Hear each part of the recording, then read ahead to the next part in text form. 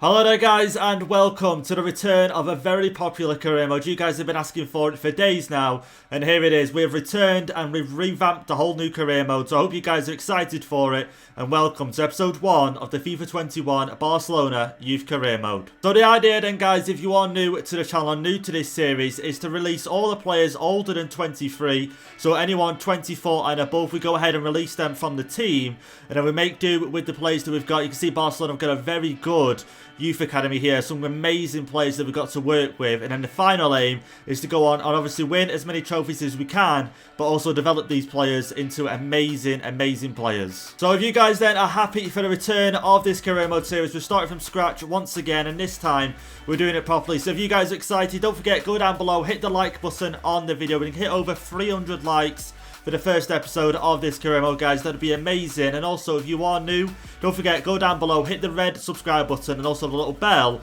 That way you'll be notified of when new episodes go live onto YouTube. As you can see on screen then, we will be keeping track of all the trophies we do win throughout this career mode. So at the moment we've got La Liga, we've got the Champions League, we've also got the Copa del Rey on there as well. But like for example, if we do go and enter the Super Cup and also, you know, other competitions such as the Europa League, we will also add them to that graphic.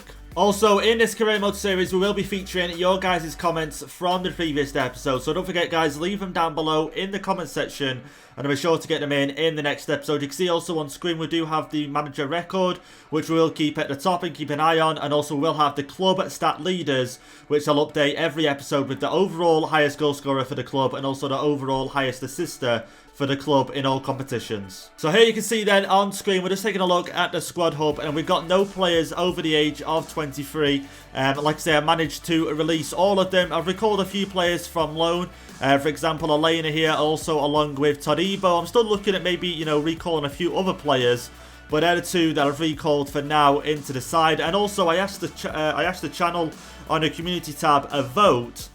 Should we also keep Messi and ter Stegen in the side, or should we go ahead and release them as well? Because I know the first time I did try this career mode, a lot of people were saying keep Messi and ter Stegen, but from the vote, as you can see on screen, majority of the people did vote to release Messi and ter Stegen as well as all the other players over the age of 23. So here is then our starting 11, and you can see I feel like this is our strongest starting 11 out of the players we do have to pick.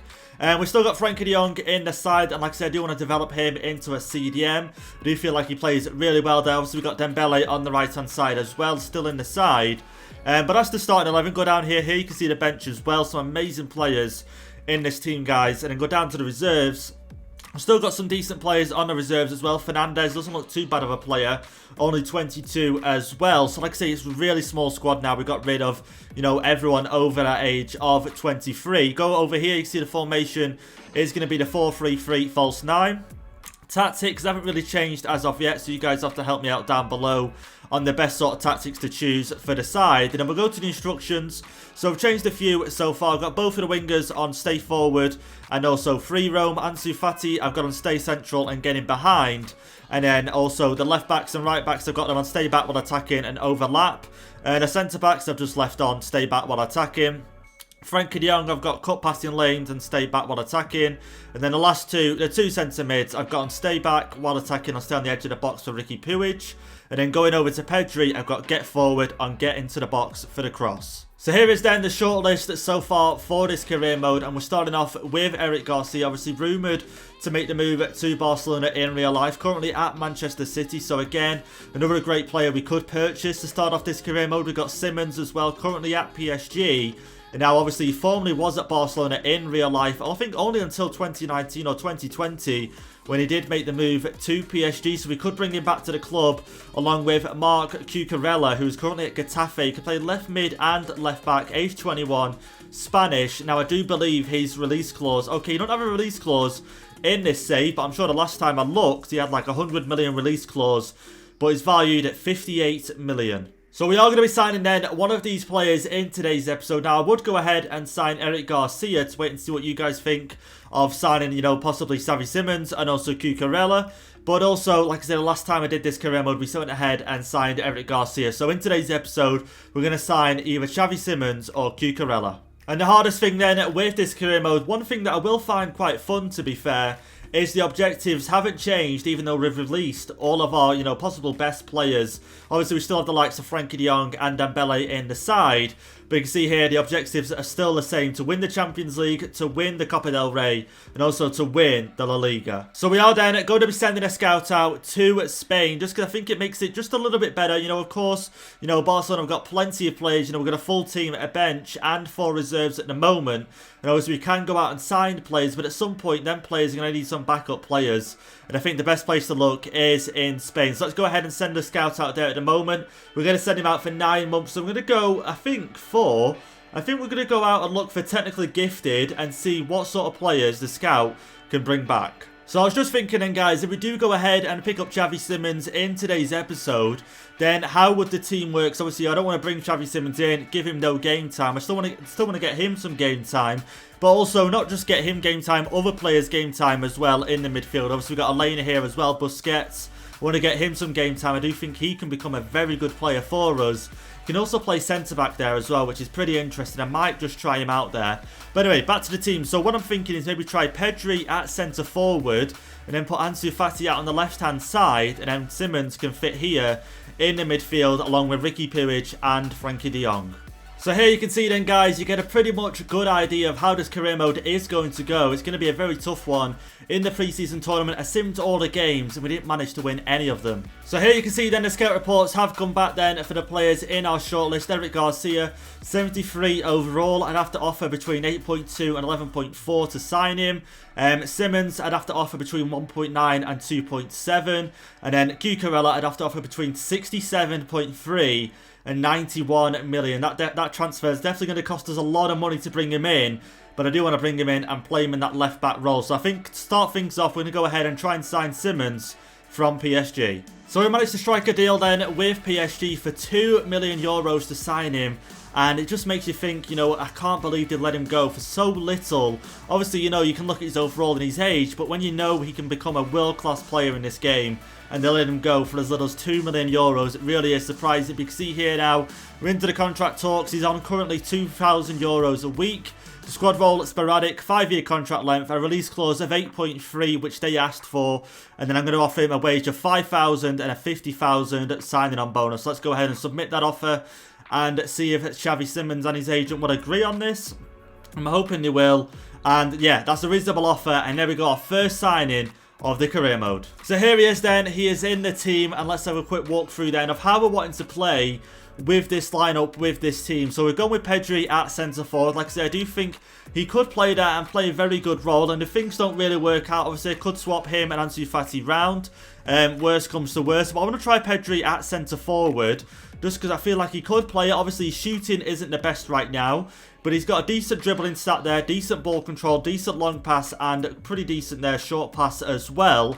And I'm just thinking if Ansu Fati and Dembele both get themselves in and around the box, Pedri could play a pass off, and them two, could possibly find the ball in the back of the net. So we're going with that. We're going with Simons, like I say, in that midfield with Riqui Puig and Frenkie de Jong. And then De La Fuente has moved down now onto the bench. So you guys then, have to help me out down below. What should we do with Busquets? So we keep him as a centre defensive midfielder, or should we try and go ahead and change him to a centre back? It's going to take 30 weeks, but I do think he could play there. It's not a bad idea overall, but I'm going to keep him as a CDM for now. And like I said, I'm just going through and putting all these players just on a basic role at the moment. Like I said, I just want to try and get them starting some sort of development plan at the moment. But you guys, let me know down below what development plans should we have some of these players on. Because Xavi Simons, for example, I don't really know too much about. I don't know what his best position, well, not his best position, but sort of like best role. Is he best as a playmaker or a box-to-box or ball-winning midfielder? What is he best at? Obviously, we could train him as a maul, but I would like to get him on one to begin with, and possibly his best one. So like I say, I'm just going ahead, putting him on a basic development plan to start off. So that's just gone ahead then and made the El Clasico even harder. Real Madrid have gone ahead and signed Marquinhos for 91.1 million euros, and yeah, I'm not looking forward to the El Clasico, I've got to be honest, when they're making signings like that. So we've just had then our first monthly scouting report, and we've just got this guy who's worth 1.2 million euros, so it's not too bad. Ramon Navas can play right mid, centre mid, age 15, unfortunately though, so I can't just promote him just yet. So I've gone ahead and put a development plan on him just to try and increase some of his stats. We are going to be playing the first game of the season in today's episode, but just before we go ahead and do that, I thought why not go ahead and shortlist some of the players that we did release and see if they've joined a new club as of yet. And now the only player out of these players, obviously I've not shortlisted everyone, but you can see Jordi Alba has gone ahead and moved to Spurs, and which is pretty interesting to see, to be fair. Really would strengthen their side. We can see Messi, Ter Stegen, Coutinho, and also Busquets are still all free agents in this save, so we'll keep an eye on them and see what teams they do make a move to. Here we go then into our first press conference as the manager of Barcelona. Let's have a see what they're going to say. So obviously we got knocked out of the American Challenge Cup so early. We didn't actually win a game in that. So I'm going to say possibly, I believe in these players. Of course we do. Of course we believe in these players. Everybody's making their predictions. It looks like a really exciting title race this year. How are you feeling? And can you boys challenge for the title? I'm going to say it's a very committed dressing room. Definitely very committed. Whether we'll challenge for the title, obviously with the players we do have, you know, the overalls, for example. And while you're still sticking with De Jong, I'm guessing obviously he's got bad form from the preseason tournament. I'm going to go ahead and say he'll play through it. So let's go ahead and get into this game against Villarreal. Here we go then. Here's how we line up for the first game in this career mode. The very first game away from home against Villarreal. Obviously we got Pedri in that centre forward position. We're going to see how he performs in that position.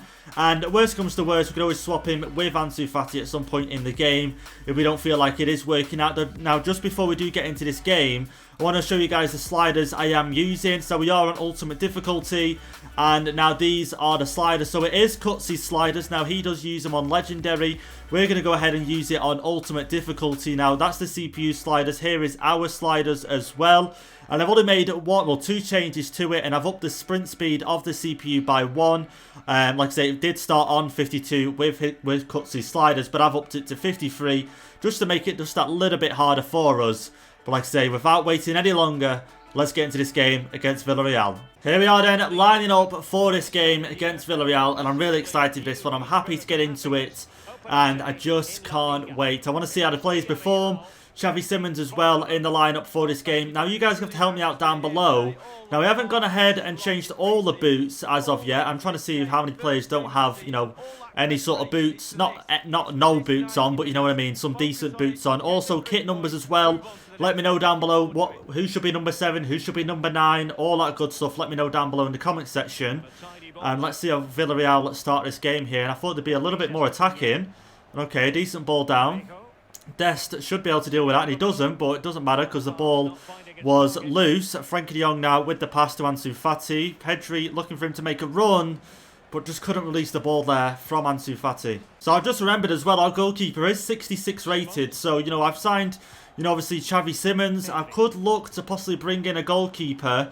And I don't mean sign one because, okay, maybe get that over the top there. And, okay, yeah, Pedri's definitely not going to get on the end of that one.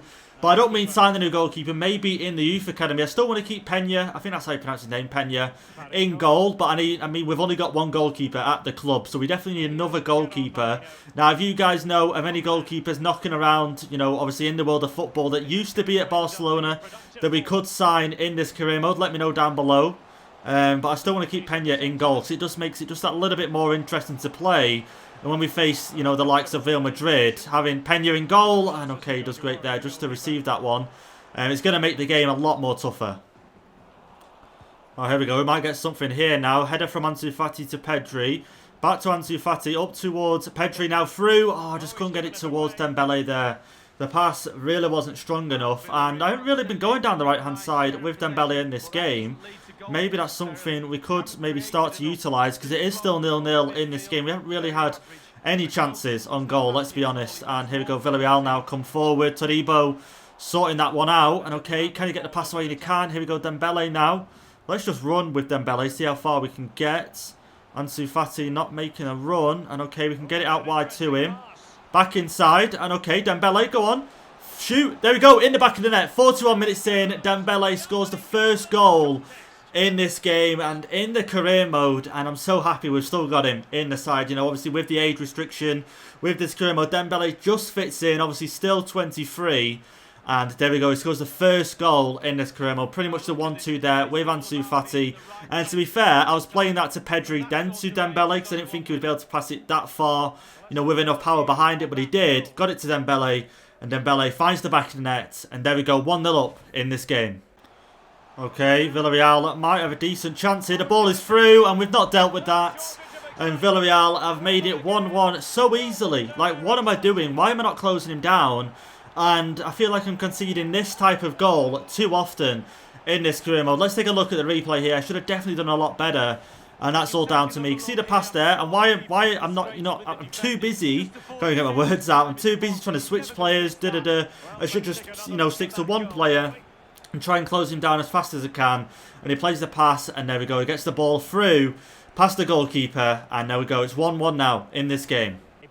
Oh, no way, no way. I'm going to get done here. I'm going to get done here. And Villarreal 2-1 in this game. You know, Todibo chests it down. What I should have done is absolutely cleared the ball. But instead, you can see, look, Todibo well, not chest it, but plays the pass. I should have just absolutely booted it in that direction, but instead I played the pass, and they've capitalised on that. And now Villarreal take the lead in this game, 2-1. Here we go, Dembele, pass over to Pedri. Try and get this down for Ansu Fati, and he's not going to get there in time, unfortunately. Let's just keep pressuring here. Okay, we are going to get the throw in. Can't argue with that. In a decent position here to possibly find a leveller. They are going to make a change now. We haven't made any changes in this game. I just don't really know where I could sort of change it at the moment. I can't really see any problem areas. But let's obviously see Dembele get this throw in now. Okay, Pedri. Find the pass. Okay, that's decent. Ricky Puig. Okay, Frankie de Jong.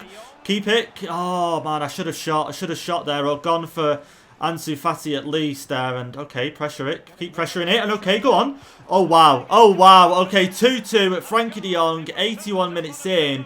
And how have they allowed us to score that? We are now back in this game and we're on level to get a point. How has that happened? I've never had that happen in the most recent FIFA. Look at that, Frankie de Jong just carries on. Normally the goalkeeper would just boot it. Obviously he goes to boot it, but normally he would sooner. And he just doesn't. And then Frankie de Jong makes the most of it. And there we go, 2-2 now in this game. Okay, here we go, Villarreal now. The chip inside. Okay, headed away from Todibo.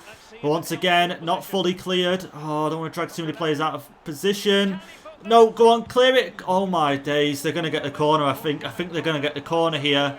And they are a minute added on, 14 seconds and counting. Come on, the cross is in, headed away. Oh, goalkeeper, okay, no way. The goal's clear, clear it.